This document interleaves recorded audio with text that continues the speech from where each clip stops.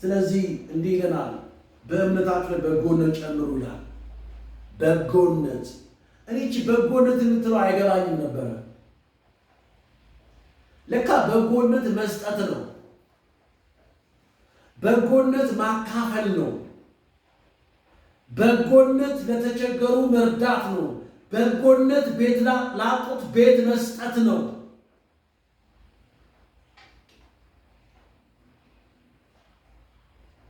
አፍሪካ ውስጥ አሁን ስሙ በአእምሮ የሚመጣ አንድ ግን ወታደር ለእያንዳንዱ ዜጋ ቤት እየሰራ መስጠት ጀመረ። ሪልስቴት ተሸክመ በጣም መክብብ ላይ አንድ ቃል አለ። መክብብ ምዕራፍ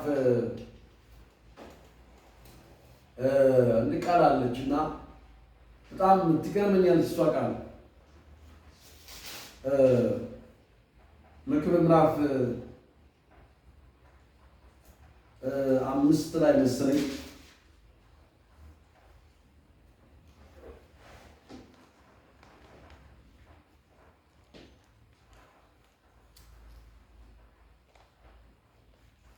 ምዕራፍ 5 ላይ ከቁጥር 4 ጀምሮ ምናምን እንደዚህ ይላል። ከአንድ ጀምሮ ላንብበው ሐሳቡ እስትኔው እንደዚህ ይላል። ወደ እግዚአብሔር ቤት በገባህ ጊዜ እግርህን ጠብቅ፣ ለመስማት መቅረብ ከሰነፎች መስዋዕት ይበልጣልና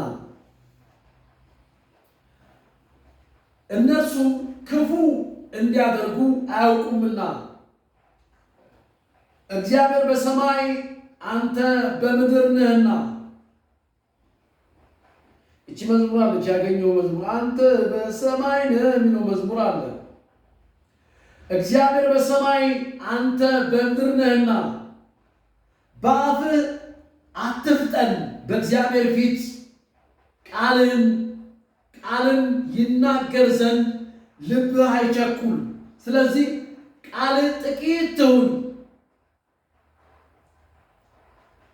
ሕልም በሥራ ብዛት ይታያል፣ እንዲሁም የሰነፎች ድምፅ በቃሉ ብዛት ይሰማል። ሰነፎች ደስ የሚያሰኙትና ሰነፎች ደስ አያሰኙትምና። ተመልከቱ፣ የትጉ ሰው ተቃራኒ ማን ነው? ሰነፍ ነው። ሰነፍ እግዚአብሔር ደስ አያሰኘውም። ሰነፎች ደስ አያሰኙትምና ለእግዚአብሔር ስለትን በተሳለ ጊዜ ትፈጽም ዘንድ አትዘግይ፣ የተሳለውን ፈጽመው። ስለ ስንሳል መጠንቀቅ አለብን። በጣም አስታውሳለሁ ከመጽሐፍ ቅዱስ ላይ አንድ ንጉሥ ጦርነት አሸንፌ የመጣው ዕለት አለ ልጁን ተሳለ። አሸንፎ መጣ።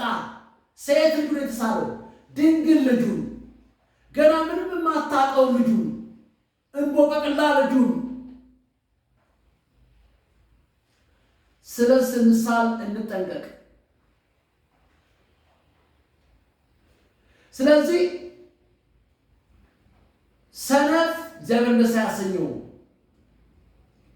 ቁጥር 5 ላይ ተስለ የማትፈጽም ብትሆን ባትሳል ይሻላል። ሥጋ በኃጢአት እንዳያስተው ለአፍህ አርነት አትስጥ።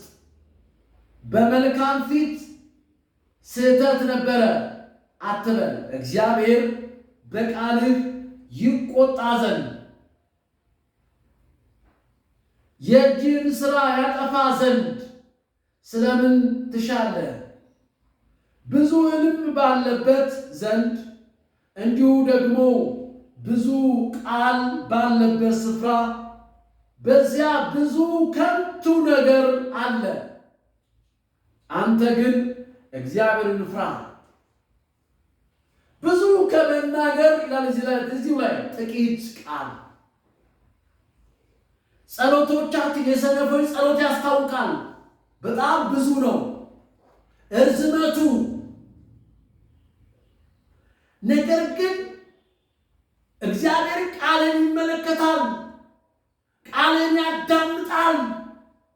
ከውስጥ የሆነ በእምነት የሆነ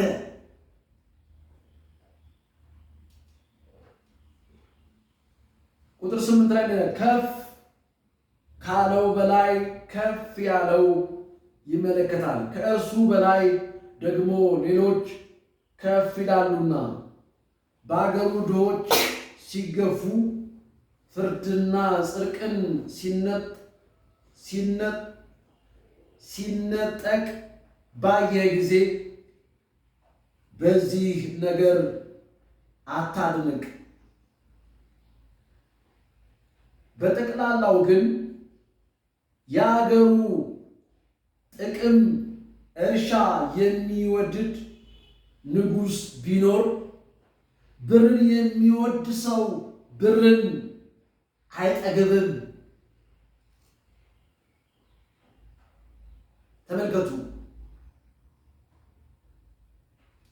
ስለዚህ ትጋትን ሁሉ እያሳያችሁ በእምነታችሁ ላይ በጎነት ጨምሩ ሲባል ብርን የምትወድ ከሆነ ለወንድምህ ማሰብ አትጀምርም። ከወንድምህ እና ከእህትህ ብር ሊበልጥብህ አይገባም። ብር ሊበልጥብሽ አይገባም። እዚህ ላይ ስትመለከቱ ቁጥር 10 ላይ ነው ብርን የሚወድ ሰውን ብርን የሚወድ ሰው ብርን አይጠግብም ይላል።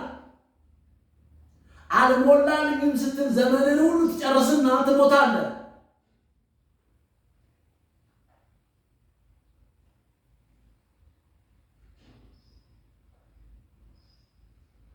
ስለዚህ ባለጠግነትን የሚወድ ትርፍን አይጠግብም፣ ይህ ደግሞ ከንቱ ነው ይላል። ሀብት ሲበዛ የሚበሉት ይበዛል። ሀብቱን በዓይኑ ብቻ ከማየት በቀር ለባለቤቱ ምን ጥቅም ይሰጥ? ምን ይጠቅመዋል? በጣም የአያት ሪል ስቴት በዝቶ መርካቶ ያንተ ሆኖ እንጦጦ ያንተ ሆኖ ምንም አትበላ። አንተ የሰራው የደከምክበት የወጣበት የወረድክበትን ሌላው እያየ ሲበላው አንተ ታያለህ። እሱ ክትፎውን ጠቅላላ አድርጎ ሲጎርሰው አይን ዝም ብሎ ያያል። ለምን? ከኢየሱስ ውጭ ስለሆነ፣ በጎነት ስለሌለበት። ኢየሱስ ያድናል። ስለዚህ ልንጠነቀቅ ይገባል። ብርን አትውደዱ፣ ግን ተግታችሁ ጸልዩ።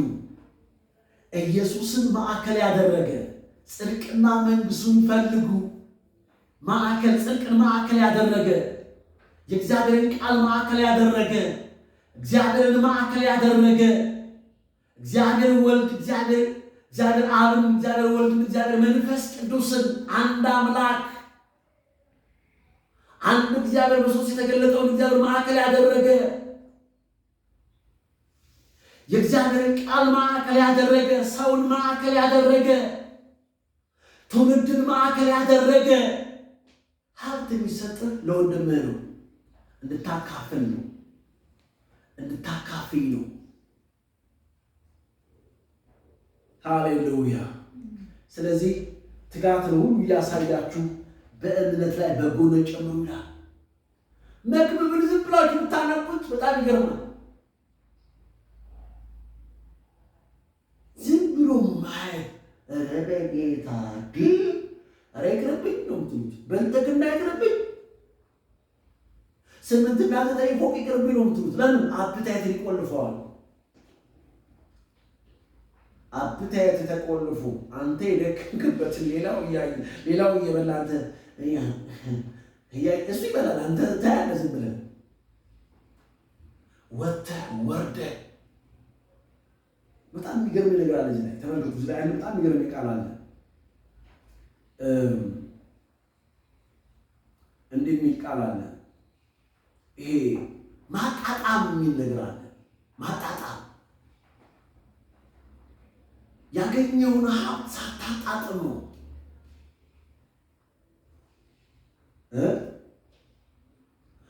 እጆች ላይ የመጡትን ነገሮች በአግባብ ሳትጠቀም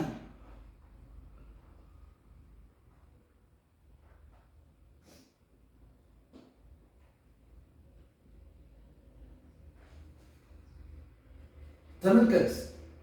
ቁጥር 12 ላይ መክብብ 5 ላይ እንዲህ ይላል። ቁጥር 11 እና 12 ሀብት ሲበዛ የሚበሉት ይበዛል ይላል። እሺ ሀብቱን በዓይን ብቻ ከማየት በቀር ለባለቤቱ ምን ይጠቅመዋል ይላል። ከዛስ እጅግ ወይም ጥቂት ቢበላ የሰራተኞች እንቅልፍ ጣፋጭ ነው ይላል። ባለቤቱ እንቅልፍ የለው፣ ሰራተኛው ግን ምናምን እንቅልፍ በሽ ነው። የባለጠጋ ጥጋብ ግን እንቅልፍን ይከለክለዋል። እንቅልፍ የለህም። ሀብትን ባበዛ ቁጥር ከወንድምህ ሰራተኞችን እያስለቀሳችሁ ሰራተኛ አስለቅሰ ሰራተኛን አስለቅሰ ነጥቀ በጎነት የሌለበት ቸርነት የሌለበት ሰራተኛ አስለቅሰ ዘበኛ አስለቅሰ የቤት ሰራተኛ አስለቅሰ በየመስሪያ ቤቶችህ የቀጠርካቸውን አስለቅሰ ነጥቀህ እግዚአብሔር ማያይ ይመስላል። ያያል። የድሆች አባት ነው እሱ። በየመስሪያ ቤቶቻችን በጣም ሀብታምን የምትሉ ሰዎች ተው፣ ጥለው ትሄዳለህ። በጣም ይገርመኛል። መጽሐፍ ቅዱስ ላይ በሉቃስ ምዕራፍ 16 ላይ ሄዳችሁ ተመልከቱ። በጣም ባለጠጋው ሰውዬ ቀጭን የተልባ ልብስ ከተልባ የተሰራ የሚለብስ ደግሞ በጣም የደህየ አብርሃም አልዓዛር ተመልከቱ። ውሾቹ እንኳን ይላል ቁስሉን ለመላስ የሚጸየፉት በጣም የደህየ ሰው የሀብታሙን ፍርፋሪ ይላል ምሳሌ ተቀምጦልናል። የሚመኝ እንጀራ ሲተርፋችሁ አጠገባችሁ ያሉን አስቡ።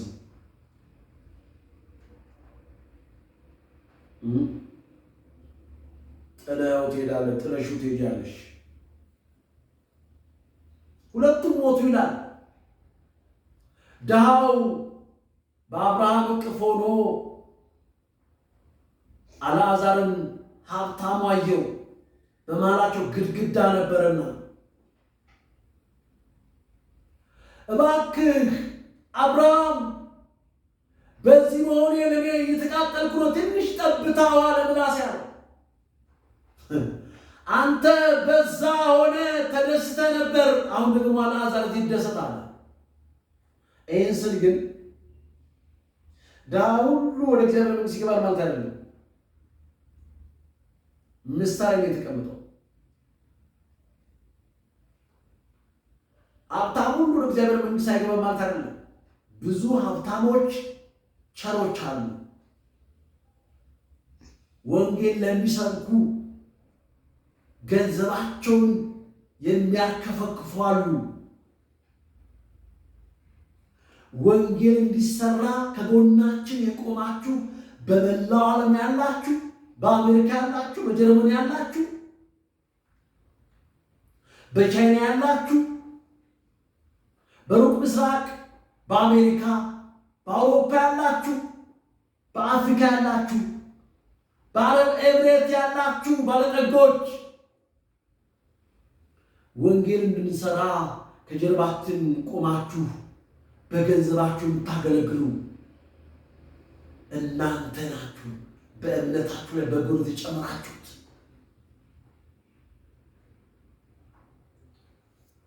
የምትሰጠው ልትጸድቅ ሳይሆን ስለጸደቅህ ነው።